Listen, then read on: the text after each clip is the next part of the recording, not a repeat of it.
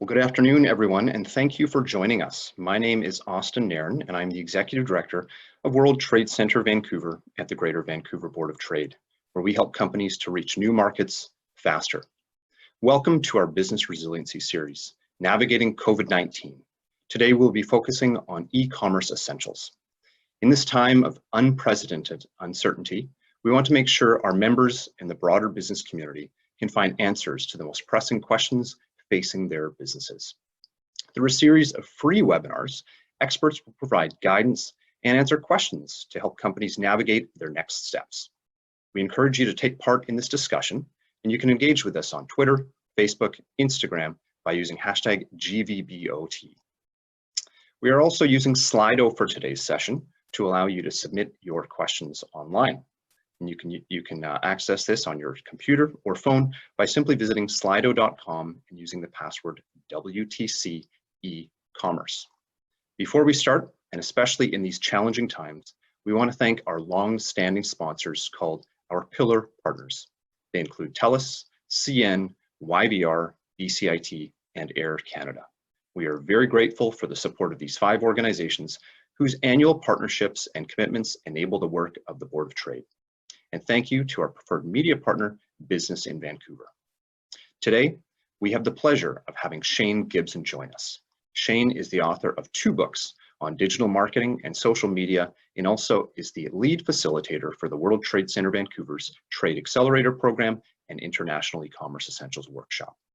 Shane, I'll let you kick things off by taking us through the e-commerce essentials, and then we will open things up for questions. Thank you very, very much, Austin. It's great to be here. Just allow me to share my presentation here and we'll get rolling. All right, just want to check in with you and make sure that you can see this presentation before I start talking. Looking good? Great. Okay, so we're going to talk about leveraging technology to go global. So really looking at the power of e-commerce to help us grow our business, expand markets, and find new customers. So I thought I'd start off with some stats and some insights on what's happening in the marketplace. I know the marketplace, of course, is a bit shook up, to say the least. We see some massive shifts in e-commerce purchases, which I'll talk about in a moment. But I really want to share some data on what the marketplace looks like as far as e-commerce goes. So this study was put together by Salesforce. And what they found is that more than 62% of e-commerce traffic now comes from mobile devices. The share of orders placed over mobile devices is increasing rapidly, growing 41% year on year. So why I share this is we're not just in an era of e-commerce, but it's mobile e-commerce. So we've got to start to think mobile first. And what's interesting as well is more than 50% of retail commerce still happens in physical stores. Right now it's not. For many people that had these physical stores, now it's really shifting to like 80-20.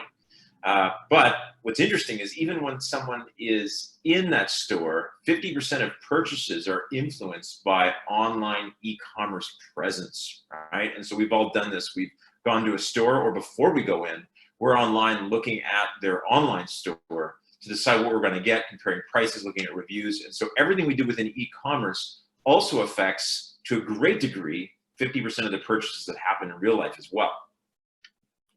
So why international e-commerce? So this is an interesting stat, and this is actually from the head of the US Small Business Administration. And she was talking about the importance of Americans, and I believe also North Americans, to look out beyond our borders. Is that 96% of all the world's consumers and over 3/4 of the world's purchasing power are outside the United States. So not only is e-commerce a great opportunity to help a Vancouver-based business or a Calgary-based business, for instance, reach the rest of Canada or American customers, e-commerce is also a great tool to reach other markets that we hadn't even previously thought about. And it's a huge market out there. We tend to be very North American centric because, yeah, these are 2 very strong economies, Canadian and the US, but still the opportunities outside of our borders are significantly larger. So here's something interesting to look at with Asia. And as we're seeing Asia also rebounding in the current crisis, looking at China opening up, manufacturing coming back online, I think we're going to see that they will lead some of this recovery. So prior to what happened, what we've been going through as far as a crisis perspective, here was the data and the projections for 2019, and the numbers will come in soon, I'm sure.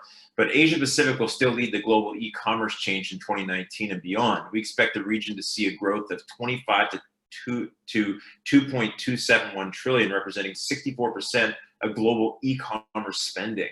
So 6 of the top fastest growing e-commerce countries globally are in the Asia Pacific region.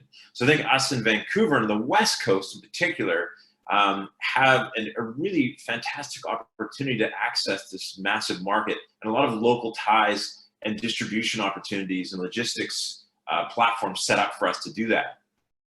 So I'll share a quick story, and this is actually a Montreal-based story. And this gentleman who owns something called Bicyclette du Hull, and basically he had a family business, and originally his dad ran this family business, and he worked there during the summers and in the fall, and then in the winter and early spring he would claim unemployment. And that was kind of what he did for many years while going through school. And then his dad retired, and he said, "The business is yours, son." He said, "What am I going to do with this?" He says, "You know, in the winter when I worked for my father, I usually went on unemployment, but as a business owner, I really couldn't do that." So what he did is he bought his father's bike shop, and he started selling parts online into warmer climates in the winter. He listed some on eBay, and you fast forward a few years later, and he's now sold over $20 million worth of bike parts around the world, and 80% of those sales were outside of Canada. So you can see that even leveraging a single platform like eBay with the right business, we can really reach other markets. What it's done for him is, of course, it's made his retail operation stronger. He's able to offer more to his in-person clients, but he also has this massive market now he has access to. And he's no longer claiming unemployment, obviously. So now a lot has changed. So this is comparing March 2020 to March 2019. So obviously with what's happening in the world, we've seen a massive shift in the fastest growing categories. I've just shared a few of them from this infographic. But here's some interesting things when we look at the fastest growing categories as far as e-commerce. Obviously, disposable gloves up 670%. Bread machines up at 652%. I think everybody's making bread right now online and posting it. But things like computer monitors, juices, health foods, nuts and seeds, batteries, pain relievers, air purifiers, you name it. So we can see that depending on what's happening globally, there's some major shifts, but it's interesting to see that there are still some major wins for even Canadian manufacturers during this crisis. Now, the areas that have suffered, of course, that have declined are some of the obvious. Luggage sales down 77%, wine racks down 40%. I'm not sure if that's because people are just drinking their wine so fast they no longer have to store it. I'm not sure about that one. Camping equipment, golf clubs, some of the obvious things. But there's opportunities in this as well. If you're looking to get into the e-commerce business and you've got some extra capital, you may be able to buy excess inventory and sit on it for a while at a much better margin than you could have previously, for instance. So there is things, yes, there are some losers right now in the marketplace, but there also are some winners. So keep an eye on these opportunities from the e-commerce perspective.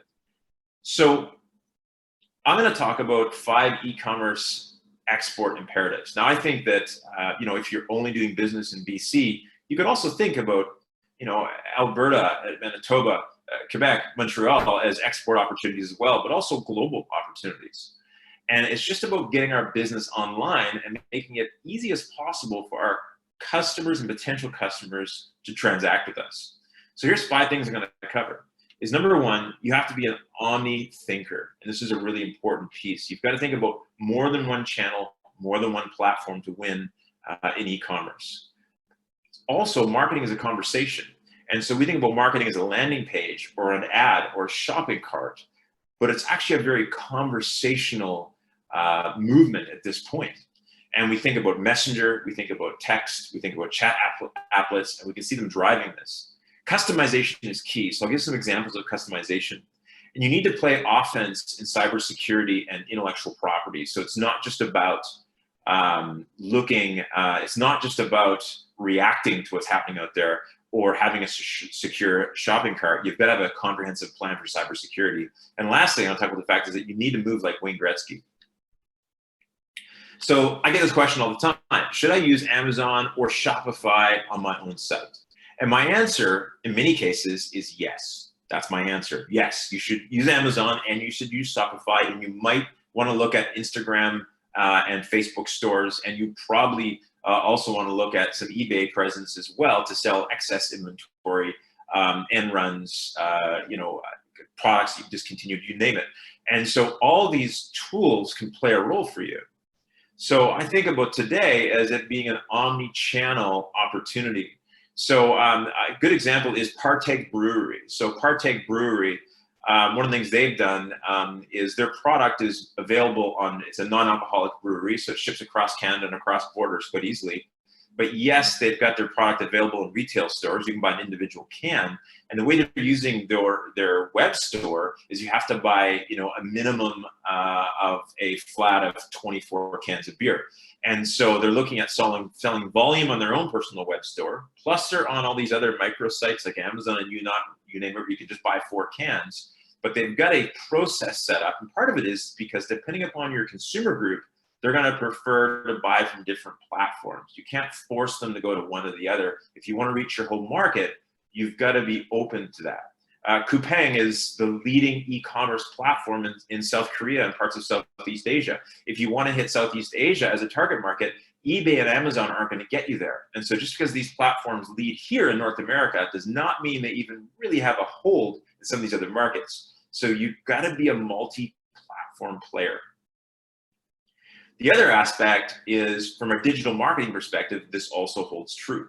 So most people, when I look at their social media marketing strategy, which is an extremely important part of your e-commerce marketing mix, is that most people have these digital islands. They say, well, Fred in the office, he started our Facebook page and he's good at managing that. And we started an Instagram page and we've been posting events we're going to and product specials and engaging influencers, and we've been doing some YouTube, and our CEO likes to tweet, and we've got a few products placed on Amazon, but these strategies aren't comprehensive and they're not cohesive and work together. So one of the things you're going to need to do is start to think about not these digital islands, but building a digital ecosystem where your home base, like Partake Brewery, for instance, is their hub, right? So they launch their marketing plans there, their marketing strategy. They offer bulk orders to their commercial and individual clients. In addition to this, you can find all their LinkedIn, their Twitter, their Instagram, their Facebook, their YouTube channels off their site. And so what we'll find, when Jay Levinson and I wrote our book, Guerrilla Social Media Marketing, over a decade ago, we looked at these social media islands, so to speak, as guerrilla outposts. And so guerrilla marketers, we're going to go to outposts to gather intelligence, but we don't own them. See, Facebook owns your client list. LinkedIn owns your connections. If you try to export your LinkedIn connections, now you realize you can't export their email addresses, just their first and last name. Why? Because they're locked in those platforms. And so although these are great platforms to connect with people and promote content, we've got to remember that the only thing we really own is our client list. And so our goal is, whether we're leveraging Amazon or eBay or LinkedIn or Instagram, is to get to many people as possible back to your home base, capture their email address, start to build a proactive relationship with them. But in addition to this, create redundant connections. So you found me on LinkedIn, we've connected on LinkedIn, but you only go there like once a week. Once you hit my site, because I've shared something from there from my site, you find out that I'm on Instagram and you're on there scrolling on average 300 feet a day, which is the data from Facebook tells us that the average person scrolls 300 feet a day of Instagram and Facebook feed. And so these are great places to be seen and interact, but create that redundancy and remember that the only thing you own is your website, your product IP, and your customer list. And so your strategy has to help drive that. The next piece is that marketing really is about conversations today.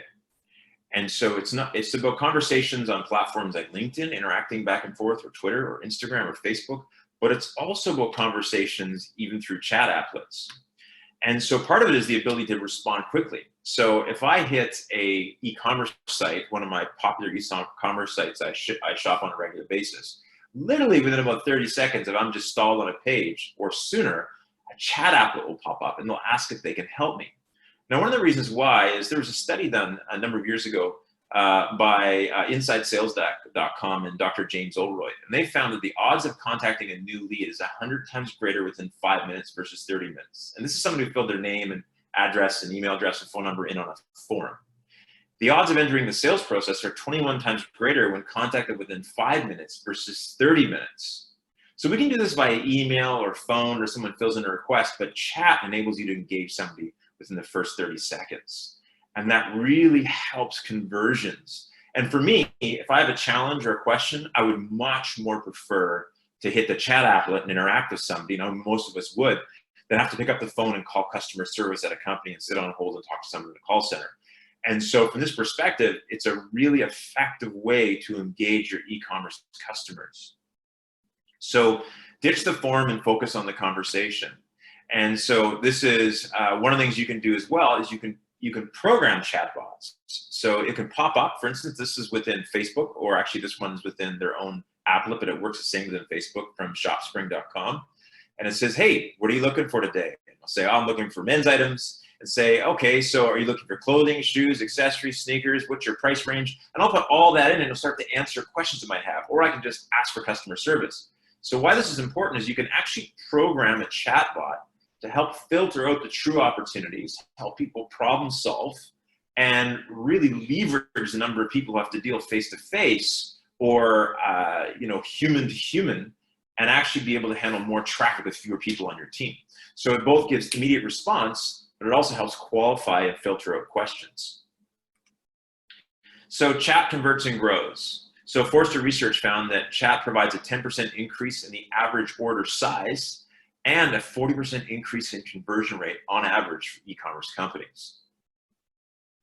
Chat is also, customer service is also conversation, not just marketing. So this is just a quick screen capture of Rogers. So someone has asked Rogers a question online. Rogers has responded to that question. They're having some challenges. They weren't all that happy. But the thing is now customer service is actually marketing. So me seeing as a customer of Rogers, a potential customer, how they're answering other people's questions online is also part of marketing. So any conversation you have online is part of your marketing strategy. Whether it's consciously or unconsciously. So the other aspect is also customization. So consumers, corporate or individual buyers, love customization. So this is a Converse's site. This is a great example. There's a section of it that allows you to customize your shoes. And so you can pick, how the patch logo is going to go on. You can pick what color the sole is going to be, canvas, color the laces. So you're literally building a one-of-a-kind shoe that's then shipped to your door. And so that's a really cool concept. And so customization rapidly increases not just conversions, but also dollar value from order size. People are willing to pay a bit more for customization. The other thing is language. So those who localize, this is a study done by profitwell.com, found that those who localize their prices are often, prices, are often growing at a quicker rate overall, and definitely growing quicker in their localized regions, sometimes at levels of 30% or more than their counterparts from a growth perspective year on year. So being able to offer multi-currency payments and at least calculations where someone can change how the pricing is displayed in your shopping cart. Shopify enables this, for instance, really can help increase conversions so someone doesn't have to do the math. And I know that for me, when I'm shopping on a US site, they can change it to the Canadian currency for me. It helps me versus me having to do the math in my head. And so the other side is even color. When we think about customization, it's not just about customizing a product or making sure it's in their currency, but even understanding how something as simple as color. And I picked this graph. This was shared from one of the team members of the World Trade Center. This is a lot of generalizations per market and community, but it shows you that red would mean a very different thing, let's say in Asia, than it does in Africa. So South Africa, red, really represents, for instance, mourning. Where in Asia, it really represents good luck, long life, fertility, power in India, for instance. Orange is sacred and happiness in Asia. But Europe, it might represent Halloween or a religion in specific areas. And so when we think about these color schemes as well, when we're marketing internationally, we also have to think about how to adapt those. Even joking, but East Coast to West Coast of Canada, certain words mean a different thing. So if I was in Nova Scotia and I told someone, or New Brunswick, I told them I was going for a sociable, we understand that I was heading for a pint of beer with a couple of buddies down at the pub. Whereas in Vancouver, it doesn't have that meaning. And so we've got to think about localizing language and what things mean as well as colors, and you name it.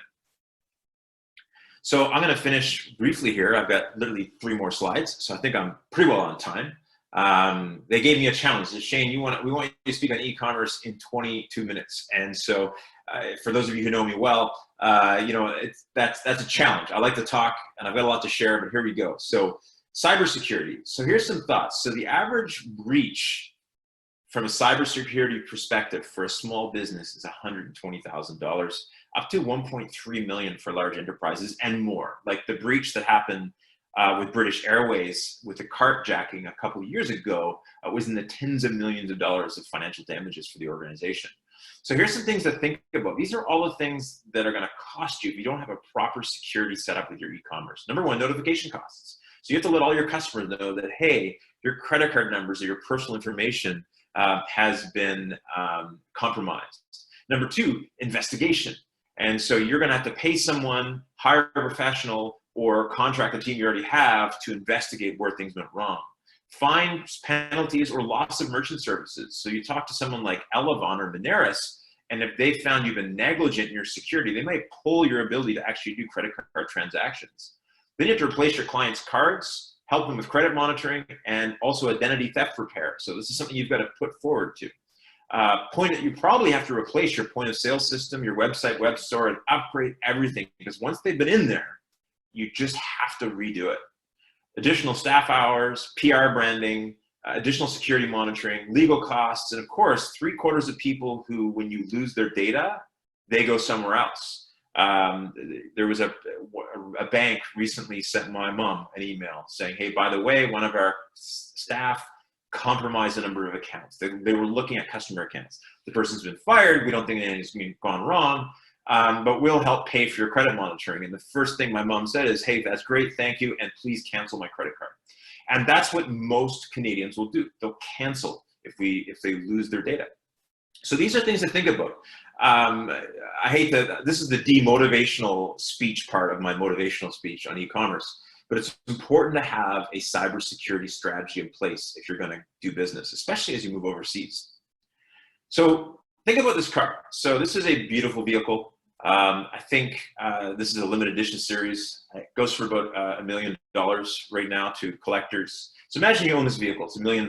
My question is, would you hop in this car today and go for a drive from Vancouver to Seattle without insuring this vehicle with no insurance? And the answer is, of course, absolutely not. Most of us have $1 million business idea or beyond, but we go online and we haven't protected our intellectual property. We don't have our patents in line, we don't have our copyright in line, we don't have our distributor agreements in line. We haven't grabbed the domain names for the countries we want to enter yet, but we start putting this brand out there. So, and these products out there. So it's really important to patent and protect everything you have before you go online. Think of it as insurance. It might cost you $3,000, $5,000, $10,000 to protect your intellectual property properly, but you can sleep at night, and it's much better than trying to go after someone after the fact. So you need this in place as well. And lastly, I'm going to finish with this, is you need to think like Wayne Gretzky. So this is usually the point in front of a live audience or within chat that you want to ask the audience, of course. I'll ask the audience, why was he called the Great One? What made him great? What made the way he looked at playing hockey different than other people? There's a famous quote from Gretzky, and here's what he said. He said, I don't go to where the puck is at. I always go to where the puck is going to be. And that's about anticipating and seeing where the other players are moving and understanding the flow of the game and where the puck's going to be. And then he put himself in that position to be where the puck was going to be headed. And that was one of the things that made him great. That's why he got his stick on that puck so many times. And so one of the other parts of e-commerce marketing is not just thinking about, hey, this is what's selling big in March, because we're in an interesting time right now, but what are things going to look like in September and January and next March? Where are these trends going to go? What platforms are people going to want to be buying on? Are they still going to be on Instagram to communicate? Or are there other platforms that I look at to market? And so it's about knowing where the things are heading. So some of the tools, for instance, you can utilize is trademap.org, which I get into in more depth in our bigger program that we'll talk about later on here. But it allows you to look at commodities, different products and services around the world, and what the purchasing history has been over a period of 12 months globally to understand where the growth is. Google Market Finder is also a great free tool where you enter your domain name in, crawls your site, knows what products and services you have, know who's been searching and visiting your site, and then gives you an idea of what markets they think you should focus on next. So by utilizing tools like this and trend spotting, you can be where the consumer, you can place yourself where the consumer is going to be from an e-commerce perspective. So I promised to do this in 22 minutes or less. And so I want to kind of hand this off now to Austin to talk a little bit about if you want to learn more about e-commerce in your business and you'd like to spend some more time with myself, plus a number of other experts in that area, Austin's going to now share some thoughts with you on what you can do to take your business to the next step. Well, thanks very much, Shane, for your insights as always. And just as you mentioned, if you are interested in doing a bit of a deeper dive into today's topic, we do have a full-day workshop called our International ECommerce Essentials, or ICE. We have a phenomenal team of experts who can help you to develop a robust strategy to succeed in e-commerce. And so experts include Think Profits, Fasken, Purolator, RBC, Moneris, and also the province of BC. And for a limited time, we actually have a promo code where you can access our upcoming workshops on April 17th or June 2nd and receive a full bursary using the promotional code WTCComp. And you can register at boardoftrade.com/events, and we will also send that out to you via email. But before we get to the audience questions and those who are completing those on Slido, we really encourage you to do that. I've got a few questions just to kick things off. And first is, how do you turn browsers into buyers, or right now, even just building your fan base right now, if they're not yet ready to buy? Well, I think that, browsers into buyers is really about building a level of thought leadership in your community, in my opinion. And there's three aspects. One is you're creating and you're curating really great content that resonates with your end customer. And that's something that either helps them solve a pain or reach a goal or hit a dream.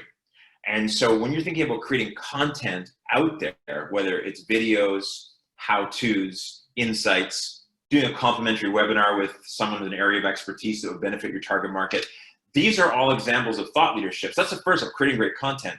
Then the other one is conversation. And so it's not just about putting content out there and then patting yourself on the back because you got 10 likes and 3 shares. It's actually about, if someone asks a question or has a conversation, is actually get in there and as a brand and as individuals in that brand to communicate and foster dialogue.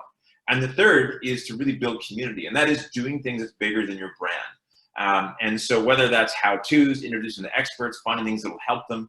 And I think right now in this present crisis, the thing every marketer and business owner must ask is, how do I help my community and how do I help my market? And with that focus is something that's really going to create that engagement.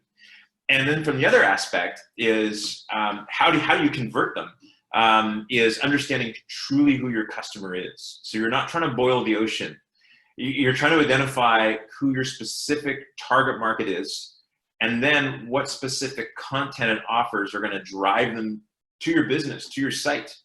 And so I think there's a lot that goes on there, but beyond conversions, I talk about some of the things. There's relevant content that speaks to their needs and goals, but using things like chat to help create instant conversations in the moment, and also reducing friction in the purchasing. So I use Partake Brewery as an example again, only because I was sitting in the audience at the Canadian Health Food Association conference, and one of the people from Partake was there, and they just talked about they had this new stout, a non-alcoholic stout. And I went, oh, cool, I'd like some of that. And I went onto their mobile-friendly e-commerce site.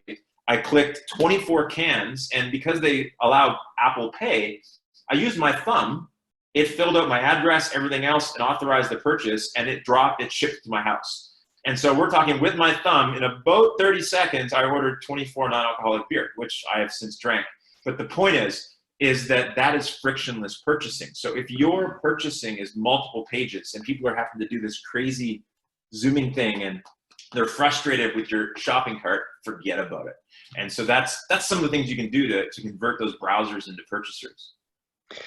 And thanks for that, Shane. What about any tips you have for any, say, smaller businesses that are trying to compete with some of those larger companies that just have a much more robust e-commerce plan and presence? Big companies, I find, probably 1 out of 10 do the conversation and community part well. The other 90% are marketing speak. It's dry.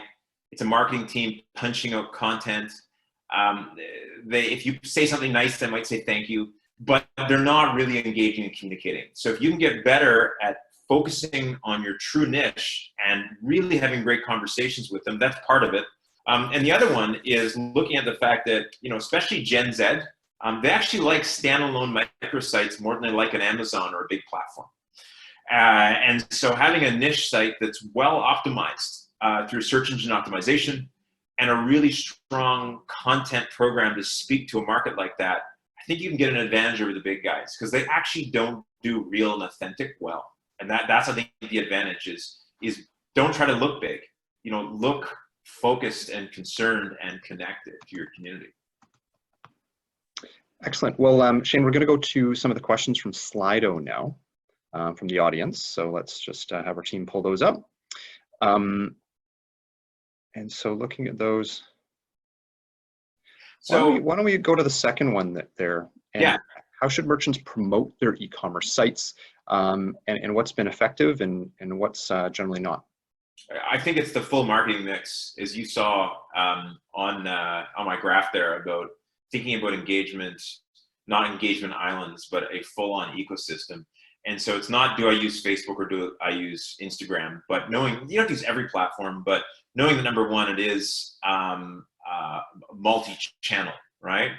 And then, from that perspective, sorry, can you go back to that question? I want to make sure I got it correctly there. It's disappeared. I just want to. Okay, don't worry about it. If you can't put it back, that's okay. And then of course offline promotion. So or any all types of promotion. So is it the signature of all your emails? In addition to that, at this point, if I had a small business, one of the things I would do is I would form an alliance with other non-competitive e-commerce vendors, and I would think about cross-promoting, cross-marketing. And so that I promote your products to my list and vice versa is another way to do it.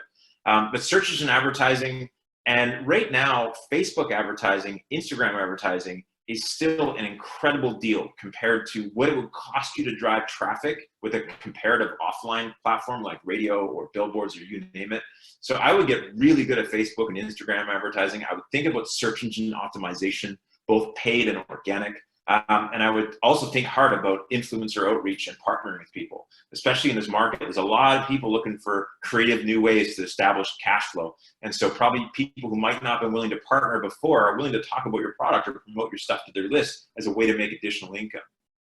Yeah. Now, the top question there, you spoke a bit about cybersecurity and obviously the negative impacts that can have if you have a breach. How can you reassure your consumers about security and really try and address some of those privacy issues in advance? I think ideally stick with, first off, my advice to being secure is I would stick with a proven secure platform like a Shopify, and I would plug nothing into your site after that. In other words, only use Shopify approved plugins. Don't use third-party applets for tracking, for image hosting, for you name it, and just stick with that very secure platform. The minute you veer off, you create some gaps. So I think that also just having an e-commerce policy, privacy and security policy on your website, letting people know the process you follow. And then thirdly is I believe that just like buying insurance, it's better just to invest in a proper security company to make sure that your e-commerce site is secure, but you could have a data breach because your staff are bringing this to the office, connecting to the Wi-Fi network, and it's not secure. So you need to have all your devices secure, you need to have your network secure, then you need to have your e-commerce secure. And my suggestion is to hire one company, one managed service provider, like a SureWeb affiliate or someone from MicroAge, for instance, and have them handle it for you. That would be my suggestion. Then you can put that on your site, right? Mm-hmm. I'm going to go to the third question here, which is how is e-commerce during this period that we're in, obviously a pretty unique time, different than perhaps regular times? What should be done differently? Is it about building fans right now versus making sales? What do you recommend? It depends on your category. Like I showed you those categories earlier. Some are rocking, and then some are suffering, greatly. And so the ones that are suffering greatly, if I own a luggage company, I'm still gonna, people are online. I'm gonna have conversations with the favorite place they traveled.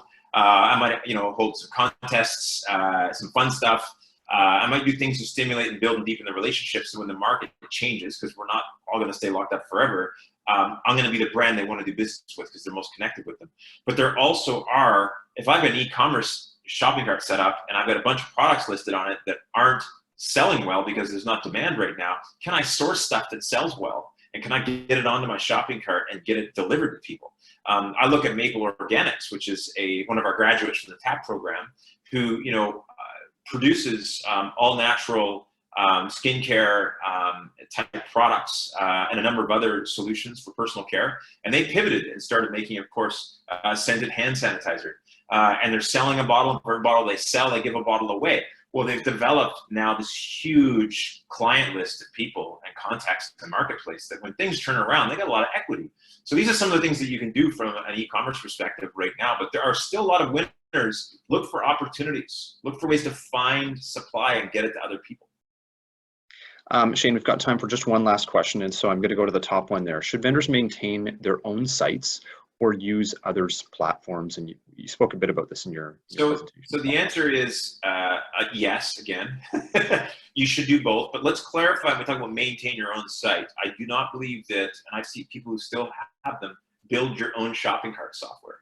Or buy one that's, you're hosting the software and everything else. There's incredible cloud-based solutions like a Shopify or a WooCommerce, which are completely secure. They keep up to date. They're constantly adding features. They talk well with other platforms like Salesforce and WordPress and MailChimp and any type of payment system in the back end. And so, yes, you need your own e-commerce site on your site. It might be only designed to service like bulk orders, for instance, or Canada, and then maybe in other markets, you use Amazon and you use Alibaba and other tools. So my suggestion is, depending upon the market, you're gonna wanna use your own or you're gonna wanna use a third-party platform. It's usually a mix of the two. Well, thanks, Shane. That's unfortunately all the time that we have today, but we really do appreciate you taking the time to join us. And as always, I think your words of wisdom and your expertise really benefited all of us on the webinar here. Right. And to watch this webinar again, you can visit our website, boardoftrade.com/COVID-19, as it will be uploaded within 24 hours. And to continue this important conversation and stay connected, we'll be hosting a series of free webinars on navigating COVID-19. Over the next few weeks, we will bring together experts to speak on commercial leasing, mental health with the BC Nurses Union, financial reporting and audit implications, and navigating labor and employment law. We've also created a business resource page designed to provide planning toolkits and information to companies and individuals in our region at boardoftrade.com/COVID-19. This resource page will be updated as new information becomes available, and we will continue to find and create resources to support you as the situation evolves. Thank you to everyone for being a part of today's webinar. We look forward to connecting again soon, and echo the wise words of Dr. Bonnie Henry, our Provincial Medical Health Officer: be kind, be calm, be safe.